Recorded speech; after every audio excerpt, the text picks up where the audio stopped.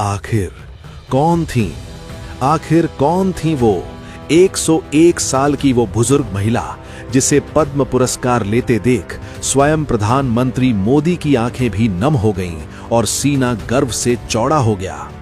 राष्ट्रपति भवन का वो विशाल हॉल जहां देश के बड़े बड़े दिग्गज मौजूद थे, लेकिन जब 101 साल की वो महिला अपने कांपते लेकिन मजबूत कदमों से चलकर अवार्ड लेने आई तो उन्हें देखकर सबकी आंखें फटी की फटी रह गईं। सिर्फ इतना ही नहीं, जब उनका कारनामा बताया गया तो हॉल तालियों की गड़गड़ाहट से गूंज उठा।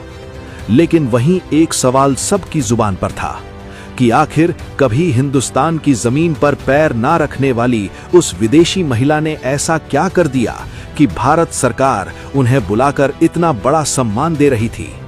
लेकिन असली सस्पेंस ये नहीं है कि वो 101 साल की हैं।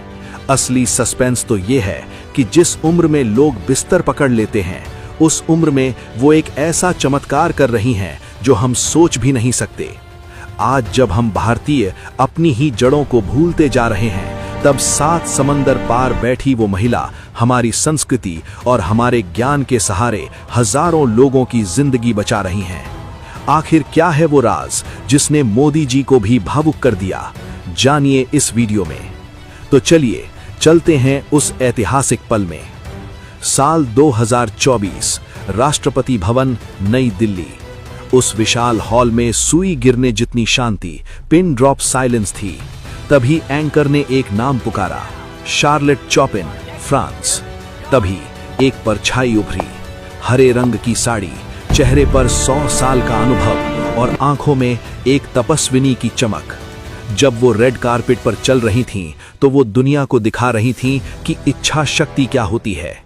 हॉल में बैठी युवा हस्तियां भी शर्मिंदा थीं, क्योंकि जिस उम्र में हम लाठी ढूंढते हैं, ये माता किसी शेरनी की तरह चल रही थीं। जब वो राष्ट्रपति द्रौपदी मुर्मू के पास पहुंची तो पूरा हॉल तालियों से गूंज उठा।